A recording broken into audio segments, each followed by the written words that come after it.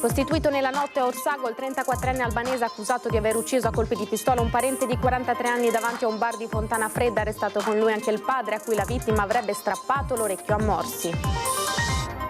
Il killer in fuga ha suonato al campanello del suo datore di lavoro, l'imprenditore Angelo Ferracin, che lo ha convinto a chiamare i carabinieri. Era stravolto, mi ha raccomandato di stare vicino alla moglie e ai figli piccoli. Auto in corsa tra Casale e Quarto d'Alpino, colpita da alcuni sassi finiti in strada durante un folle gioco tra ragazzini a ridosso della via. Fortunatamente nessun ferito, rabbia in paese. Violenza contro le donne, a Zero Branco un 31enne arrestato per aver violato il divieto di avvicinamento alla nonna, per un 42enne invece ammonimento del questore per vessazioni nei confronti della ex. Valanga tra Punta Rocca e Pian dei Fiacconi in Marmolada, nella stessa zona dove il 3 luglio del 22 persero la vita 11 persone, travolti 2 sci alpinisti trentini, uno ferito soccorso dal Sume e trasportato al San Martino di Belluno. Ora la politica, la Lega sembra ricompattarsi dopo il congresso di Firenze, ma l'ingresso di Evannacci nel partito agita la base, ora faccia al leghista, dice Zaia. A Treviso le cerimonie per ricordare il bombardamento alleato che il 7 aprile del 44 distrusse la città e causò oltre 1600 vittime. Le voci per non dimenticare noi ieri come Ucraina e Palestina oggi. C'è anche la Marca tra i protagonisti delle onorificenze del Quirinale per i meriti alla sanità pubblica, medaglia e riconoscimento al direttore ISRA Giorgio Pavan. Buonasera, bentrovate e bentrovati, edizione di Treviso dei nostri telegiornali. La cronaca in primo piano si è costituito nella notte a Orsago l'omicida di Fontana Fredda. Si tratta di un 34enne albanese di Sacile, arrestato insieme al padre di 67 anni per aver sparato a un connazionale davanti a un bar. Entrambi sono dipendenti della ditta di costruzioni Ferracin ed è proprio al campanello di casa del titolare Angelo che il killer ha suonato a tarda sera chiedendo aiuto. Ma ti rendi conto quello che è successo? Sì, non sapeva cosa doveva fare, in poche parole. Con tranquillità le ho detto sediamoci qua, parliamo un attimo e cerca di essere il più collaborativo possibile, di denunciare il fatto subito, e infatti l'ha fatto. La fuga di Roger Shota, il 34enne albanese killer di Fontana Fredda, è terminata a tarda sera ad Orsago, quando a prelevarlo dall'abitazione dell'imprenditore Angelo Ferracin, suo datore di lavoro, sono arrivati i carabinieri di Vittorio Veneto, ai quali ha raccontato di aver sparato poco prima davanti ad un bar a un suo connazionale, un parente, il 43enne Vladimir Topiana, autista per una ditta di Porcia residente a Cordenons. Shota, stravolto, ha suonato al campanello di casa di Ferracin, ammettendo quello che aveva appena fatto. È stato l'imprenditore, che il 34enne considera come un padre, a convincerlo a costituirsi e a chiamare il 112. Quali sono state le sue parole che lo hanno convinto?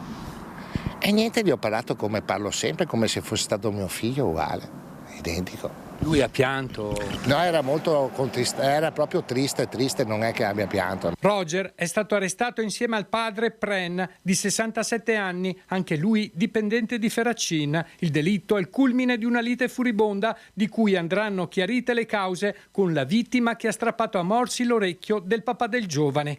A quel punto il 34enne ha esploso 3 colpi che hanno raggiunto il rivale alla testa, freddandolo all'istante e lasciandolo esanime a terra, come ha raccontato un testimone. In poche parole è arrivata una macchina, si sono un po' azzuffati tra i due, quello che è sceso cosa, e poi si sono sentiti 3 colpi di pistola ad arma da fuoco e questo è rimasto lì, morto all'istante. Una scena drammatica di fronte alla quale il figlio della vittima, un 17enne, è crollato in un pianto inconsolabile. Per Ferracin una violenza inspiegabile, quella di Shota. No, veramente. Non ho mai avuto nessuno neanche segnale che potesse essere violento o altro. No. Un gran lavoratore. Sì, puntuale e molto aziendalista, nel senso, lui probabilmente è anche preoccupato che il giorno dopo non veniva neanche a lavorare, è venuto qua anche a dirmelo. Quasi a chiederle scusa. Sì, è un tipo così. Gli aggressori, padre e figlio, lavorano entrambi per l'impresa di costruzione di Ferracin da 3 anni. Già facevano il tipo di lavoro che io faccio e quindi erano anche già persone esperte, nel senso capaci nel loro lavoro. E cosa svolgevano? Che mansione svolgevano? Uno è uno scavatorista molto bravo e l'altro fa il caposquadra. Il padre è il caposquadra? No, lui. Per Roger e Pren Shota l'accusa è di omicidio aggravato in concorso. Prima dell'arrivo dei carabinieri, il 34enne di Sacile, padre di 2 bambini, di cui una piccola appena nata da 4 mesi, ha chiesto un favore a Ferracin. Pensava alla sua famiglia. Pensavo alla sua famiglia, sì, mi ha detto che andassi a trovarla, che ha 2 bambini piccoli, ho detto quando sarà l'ora andrò. Cosa le ha chiesto? E di stare vicino ai figli, gli ho detto faccio tutto quello che è possibile. Siamo ora a Casale sul Sile, una sassaiola tra ragazzini finisce in strada e colpisce una macchina in corsa. A Preganziolo un giovanissimo si è avvicinato a 2 bambine di 3 anni cantando loro una canzone storpiata che incitava al femminicidio. Stava percorrendo la strada che da Casale sul Sile porta a Quarto d'Altino quando la sua auto è stata colpita da alcuni sassi tirati da dei ragazzini che stavano giocando a lanciarseli addosso nell'isola Spartitraffico che separa la pista ciclabile dal parcheggio vicino al supermercato Ali. La signora alla guida ha fermato l'auto e ha sgridato i ragazzini di non più di 14 anni cercando di far comprendere loro la gravità del gesto. In risposta un amico del responsabile della sassaiola l'ha redarguito a sua volta spiegando come lui per un gesto simile in passato era stato schedato. Non il solo caso che vede protagonisti dei giovanissimi. A Preganziolo nel weekend, durante la festa di compleanno di una bimba di 4 anni alla casetta degli Alpini, dei ragazzini di non più di 15 anni si sono avvicinati alle attrazioni del parco giochi dove alcuni piccoli tra i 3 e i 6 anni stavano giocando, bestemmiando e dicendo parolacce. Uno di loro ha prima buttato la lattina che aveva in mano calciandola, poi si è avvicinato a 2 bambine sulle altalene cominciando a storpiare una canzone dei The Colors. Un ragazzo incontra una ragazza, la notte più non passa e lui l'ammazza. Sconcertati i genitori presenti hanno redarguito i giovani e i suoi amici che non si sono intimiditi e se ne sono andati incuranti del gesto. La denuncia da parte di una delle mamme presenti. Ho sentito la mamma, non ci si sono verificate minacce dirette, ma ovviamente anche il solo fatto di esprimersi con atteggiamenti di maleducazione ovviamente ci deve far interrogare. Per cui, visto anche le dinamiche che si stanno ripetendo anche a livello sovracomunale, è bene che tutte le istituzioni facciano rete assieme alle famiglie per creare dei contesti sani in cui i giovani possano esprimere in maniera costruttiva le proprie potenzialità. Importante è fare prevenzione sicuramente e su questo l'amministrazione comunale con tanti progetti, penso al punto di ascolto all'interno della scuola, penso al progetto Ci sto a fare fatica, tutti i percorsi per far capire che si può stare insieme divertendosi in modo sano e imparando le regole. Violenza sulle donne. A Zero Branco un 31enne è stato arrestato per aver violato il divieto di avvicinamento alla nonna. Per uno straniero, 42enne invece, ammonimento del questore per vessazioni nei confronti della ex. Sorpreso e arrestato dai carabinieri in casa della nonna, malgrado il divieto di fare ritorno nell'abitazione di famiglia. Un 31enne di Zero Branco, già noto alle forze dell'ordine, è stato bloccato dai carabinieri per aver violato la misura cautelare che il Tribunale di Treviso aveva emesso lo scorso 10 marzo in seguito a una denuncia presentata proprio dalla nonna a gennaio.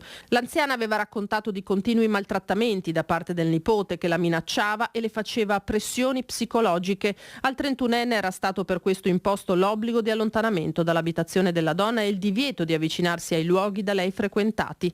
Malgrado il braccialetto elettronico, ha infranto il provvedimento finendo ai domiciliari. Contrasto alla violenza di genere, obiettivo anche dell'ammonimento emesso nelle scorse ore dal questore Alessandra Simone nei confronti di un 42enne straniero che continuava a perseguitare l'ex fidanzata dopo la fine della loro relazione. La ragazza aveva denunciato continue ingiurie, minacce, danneggiamenti, appostamenti sotto casa. Le indagini della polizia hanno confermato il quadro. Non accettando la separazione, l'uomo aveva iniziato a scriverle, a telefonarle, insultandola, minacciando di diffondere immagini intime, annunciandole che si sarebbe fatto del male. Violenze e prevaricazioni che hanno portato all'ammonimento, strumento che prevede, in caso di violazione, pesanti conseguenze. Un grave incidente nella tarda serata di ieri a Refrontolo. 3 veicoli sono rimasti coinvolti nello schianto avvenuto poco dopo le 23 in via Crevada in un tratto di curva. L'auto di un 61enne di Susegana ha invaso la corsia opposta scontrandosi frontalmente con un'altra vettura che viaggiava nel senso contrario condotta da una 41enne proprio di Refrontolo. A bordo dell'Audi oltre alla conducente erano presenti anche 2 passeggeri di 41 e 36 anni. A seguito dell'urto è stato coinvolto anche un terzo veicolo condotto da un 36enne di Pieve di Soligo. Sul luogo anche l'elisoccorso per il trasporto del 61enne all'ospedale dove si trova attualmente ricoverato in rianimazione in prognosi riservata. Evasione fiscale, la Guardia di Finanza di Treviso ha sequestrato 1.800.000 euro ad un'azienda per mancato versamento dell'IVA. 1.800.000 euro sequestrati dai conti di una società trevigiana accusata di non aver versato l'IVA per l'anno 2022. Sull'azienda, che opera nel settore della plastica, si erano accesi i riflettori dell'Agenzia delle Entrate, che ha inviato la segnalazione alla Procura di Treviso. La Guardia di Finanza ha quindi eseguito la misura cautelare disposta dal GIP del sequestro preventivo del denaro. La somma sequestrata dai finanzieri coincide con il profitto del reato realizzato dall'indagato. Il mancato versamento dell'IVA è punibile con la reclusione da 6 mesi a 2 anni, salvo che il contribuente non abbia in corso piani di rateizzazione del debito con l'erario. Andiamo in centro città, parliamo dei lavori della stazione. Da oggi nuove aree per bici, taxi e soste brevi, disagi e malcontento tra i pendolari. L'opposizione in sopralluogo in mattinata dopo l'intervento della polizia locale per rimuovere le biciclette rimaste incustodite nell'area interessata dai lavori di ampliamento.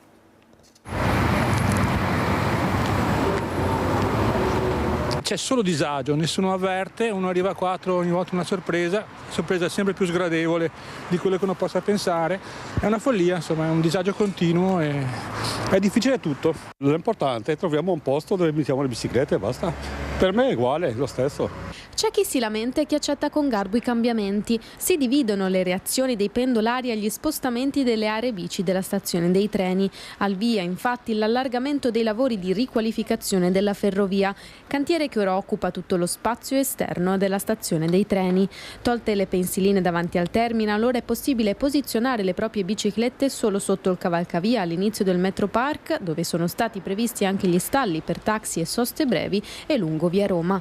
In mattinata al sopralluogo dell'opposizione, dopo che la polizia locale con diversi mezzi ha portato via le biciclette rimaste incustodite. Sono state individuate delle aree relativamente distanti con il cantiere in mezzo, alcune sotto il cavalcavia, non illuminate. Questo è un problema perché mi immagino solo, per esempio, se una qualsiasi ragazza dovesse andare a prendersi la bicicletta alle 8 di sera sotto il cavalcavia senza neanche una luce.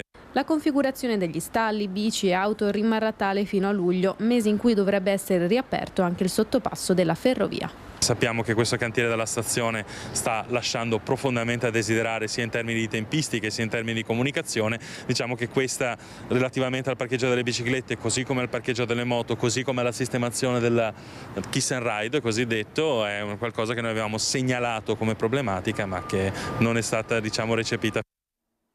Siamo alla politica. La Lega sembra ricompartarsi dopo il congresso di Firenze, ma l'ingresso di Vannacci nel partito agita la base. Ora faccia al leghista, dice Zaia. Di una Lega in evoluzione parlano i nuovi consiglieri federali Gobbo e Canova. Rompe la Pax salviniana invece lo sceriffo Gentilini. Vannacci si è fatto la tessera e quindi avrà l'onore e anche l'onere di rappresentare il partito, quindi dovrà fare il leghista. Ora che la tessera è fatta, quindi bisogna fare il leghista. Nel mondo, al contrario di Roberto Vannacci, evidentemente funziona così e Luca Zaia dal Vinitali lo fa intendere con la solita diplomazia, ingoiando quello che per molti leghisti veneti resta un boccone amaro. Sull'ingresso del generale si interrogano anche i 2 nuovi consiglieri federali trevigiani, rappresentanti autentici della vecchia guardia. Vannacci da ieri è militante della Lega, ma ci siamo anche noi. ci siamo anche noi e ci sarà un confronto interno che con il confronto porteremo avanti il movimento che sta recuperando rispetto anche ai sondaggi, rispetto a posizioni che il segretario federale sta assumendo, ad esempio contro gli 800 miliardi che l'Europa vorrebbe investire su armi. Io credo che ci si debba aprire assolutamente a persone capaci che credono anche loro nell'ultimo obiettivo finale dell'autonomia di questo Stato.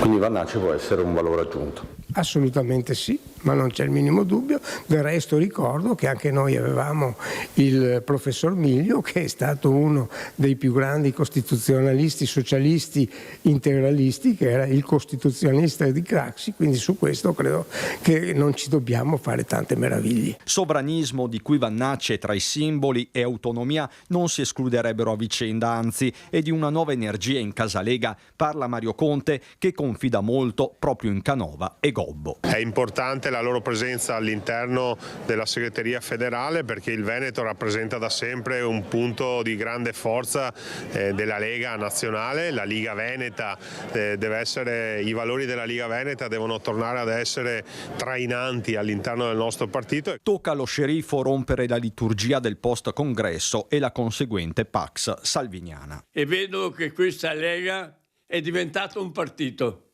ma non è più un movimento di popolo della razza Piave, di quella che ha conquistato tutto il mondo. Qui c'è una rincorsa ai posti di potere, hai capito?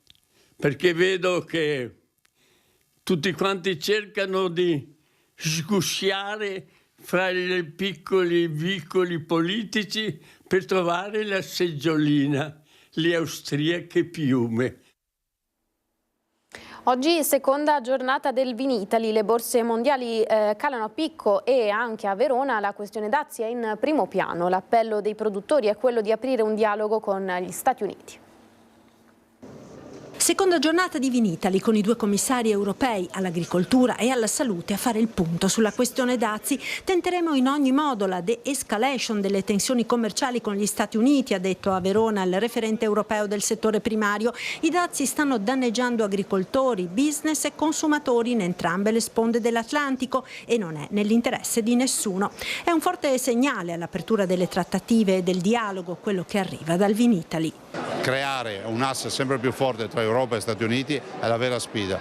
La sfida perché? Perché l'Europa non si può isolare, perché l'Europa non può pensare di vivere gli Stati Uniti come un avversario, perché se così fosse veramente noi avremmo difficoltà di dialogo con loro, con la Russia siamo bloccati totalmente, con la Cina diciamo sempre pericolo cinese, allora con chi dialoghiamo? In questo momento di grande incertezza e confusione, ICE, l'Istituto per il Commercio Estero che aiuta le imprese italiane sui mercati internazionali, ha preparato un vademecum per rispondere alle domande più frequenti degli imprenditori. Prima di tutto il riferimento normativo, che è fondamentale perché ogni azienda non sa dove andarsi a trovare la norma e l'abbiamo data.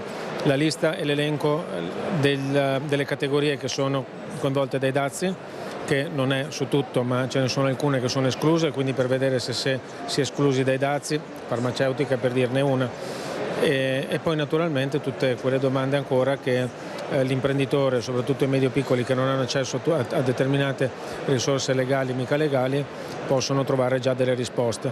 Intanto tra i produttori si spera che questo momento di tensione e preoccupazione duri poco e diversi imprenditori stanno avviando un dialogo con gli importatori americani per dividere i costi.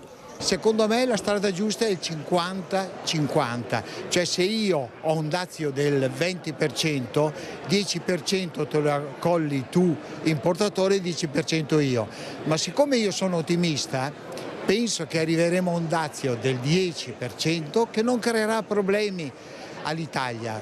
Nello stesso tempo è anche un incentivo a darci da fare a cercare del lavoro in stati che abbiamo trascurato fino all'altro ieri. E oggi anche il 7 aprile Treviso anche quest'anno si è fermata in ricordo del bombardamento del 1944.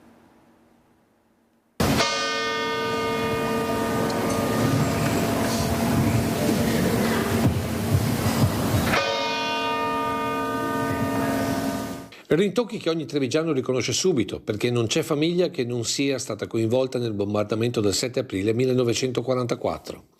E da 81 anni a questa parte la città si è fermata nel rispetto per le vittime di quei 7 minuti di inferno, come ha ricordato il sindaco Mario Conte. 159 aerei da guerra, 2000 bombe, 1600 morti, di cui 138 bambini. 10 in più rispetto a quelli ricordati finora, grazie agli approfondimenti fatti quest'anno da studiosi appassionati. E questi nomi verranno integrati nella chiesetta della Madonnetta a partire dal prossimo anno. Ricercare per mantenere viva una memoria che il tempo tende a sbiadire e non dimenticare questa tragedia di ieri per essere promotori di pace oggi. Questo è stato l'appello del Vescovo nella celebrazione che quest'anno si è svolta nella palestra della Chiesa Votiva. È un dono di grazia che noi siamo ancora qui, che la memoria sia viva, che non ci rassegniamo all'oblio. Abbiamo però anche la grazia di sentire come nostre anche le sofferenze portate dalle tenebre delle guerre di oggi. La pace va costruita con strumenti di pace. Il ricordo di questa tragedia quindi da tramandare tra generazioni come strumento di pace. Ecco perché anche quest'anno in Piazza dei Signori, dopo la cerimonia ufficiale ai piedi dello scalone dei 300, i pronipoti dei sopravvissuti al bombardamento hanno letto alcune testimonianze e eseguito alcuni brani. Siamo lieti di esserci come Scuola Coletti, anche perché il quartiere di San Liberale è nato per ospitare le persone che avevano perso la casa nel bombardamento.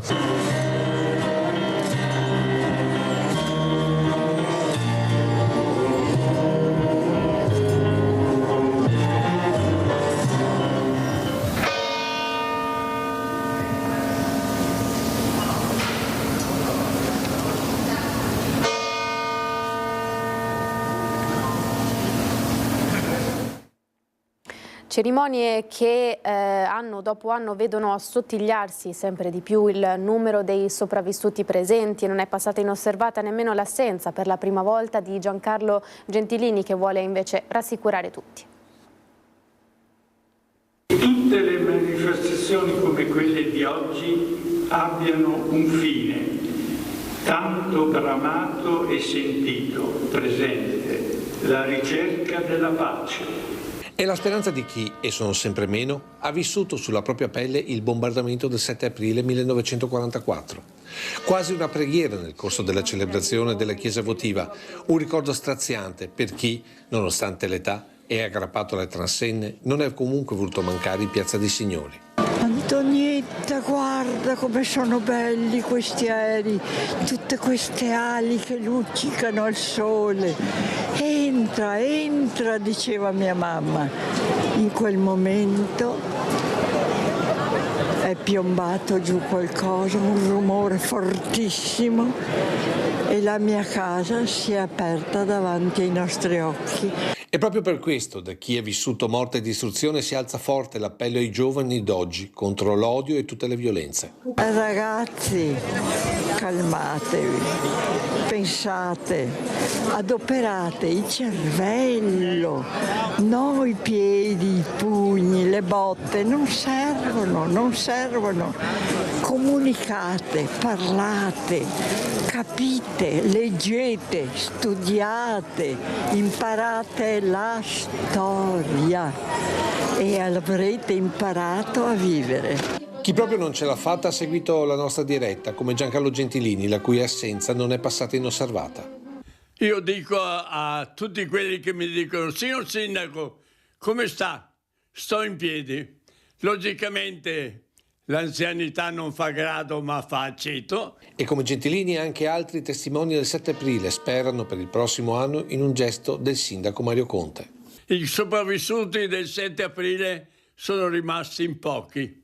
Ma perché non ti sei peritato di organizzare magari un piccolo autobus e arrivare in piazza in modo da evitare quella camminata che ci è impedita? Perché quando mi dicono: signor sindaco, come sta? In piedi! E essere in piedi vuol dire ancora combattere e vincere. Anche la Marca, protagonista delle premiazioni al merito della sanità pubblica, questa mattina al Quirinale. Giorgio Pavan, direttore generale dell'ISRA con il progetto Rete Alzheimer, è stato infatti insignito della medaglia d'argento dal presidente Sergio Mattarella. Tra le eccellenze venete è premiata anche la città di Padova per il suo impegno sanitario nel periodo della Grande Guerra, il cardiochirurgo di fama mondiale Gino Gerosa. Da grande festa oggi a San Bartolomeo di Breda, la signora Norina Biasini, vedova Rossetton, compie 100 anni. Accanto a lei la figlia Sandra, i nipoti, i parenti e i tanti amici erano presenti, anche il parroco Don Giorgio Tamai, il sindaco di Breda di Piave Cristiano Mosole, che le ha donato una targa ricordo a nome di tutta l'amministrazione comunale. E con queste immagini ci lasciamo per qualche istante, pubblicità tra poco.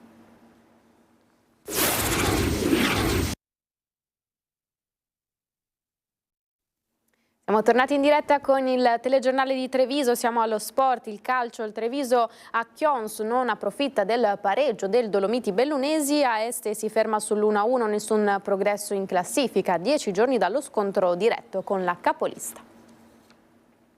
I passi falsi che non ti aspetti e che alla fine dei conti diventano determinanti. Contro i friulani del Chions, terzultimi in classifica, il Treviso aveva l'occasione di rosicchiare punti preziosi alla capolista Dolomiti Bellunesi, incappata in un pari a Este. Vincere significava dimezzare le distanze, balzare a -2 e avere i bellunesi finalmente a portata. E invece, nella domenica in cui anche loro frenano, i biancocelesti rischiano di perdere con il Chions, che va in vantaggio al 22esimo con Djuric. Il solito Aliu al 29esimo della ripresa infila in rete, per lui 14esimo gol stagionale, ed evita che il divario con la testa della classifica aumenti ancora di più. A 4 turni dalla fine, compreso lo scontro diretto con il Dolomiti, vincere avrebbe significato tornare a sperare nella promozione. I tifosi non hanno nascosto il loro scontento e a fine match hanno contestato la squadra. Arrabbiato anche mister Carmine Parlato, che chiede da settimane ai suoi giocatori più cinismo, senza però vedere in campo maggiore freddezza quando è il momento di concludere in rete. Domenica a incontrare il Chions sarà proprio la capolista, mentre il Treviso se la vedrà con la penultima in classifica, il Montecchio. Nell'infrasettimanale prima di Pasqua, il 17 aprile, il confronto a Belluno tra Treviso e Dolomiti, dove i biancocelesti dovranno giocarsi il tutto per tutto. E Treviso si prepara ad accogliere domani la 7ª edizione delle Olimpiadi della topografia. Il Palladio ospita studenti da tutta Italia. Un orgoglio per la nostra città e per il Palladio, che è stata la mia scuola. Sono le parole di Conte durante la presentazione della 7ª edizione delle Olimpiadi Nazionali della Topografia, organizzate e ospitate dall'Istituto Superiore Palladio. Il sindaco ricorda un aneddoto durante i suoi anni a scuola. Dopo aver rotto per sbaglio lo squadro, lo rimette nel cassetto, raccontando l'accaduto al professore 25 anni dopo, promettendo di ripagarlo. La topografia è stata una materia che mi ha affascinato sempre tanto e ho voluto ringraziare il professor Biagio Fiaccavento, che è stato il mio professore di topografia, che insomma ci ha insegnato tanto, non soltanto nella materia ma anche da un punto di vista umano. Praticità, tecnica e conoscenza del territorio, una competizione che offre la possibilità di promuovere la città come un punto educativo d'eccellenza, valorizzandone la didattica. Abbiamo l'opportunità di organizzare questa iniziativa qui perché l'anno scorso l'Istituto Palladio ha vinto le Olimpiadi appunto dello scorso anno, e quindi a dimostrazione della grande qualità, del grande valore delle nostre scuole, della capacità che hanno di accompagnare in maniera assolutamente professionalizzata i nostri studenti. Saranno circa 180 gli studenti da 36 diversi istituti in tutta Italia a partecipare, escluso il Palladio, che si limiterà ad ospitare la competizione.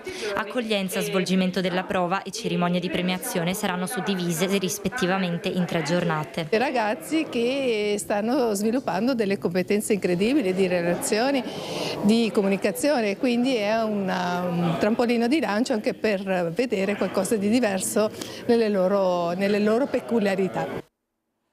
Siamo ora alle notizie dal Bellunese.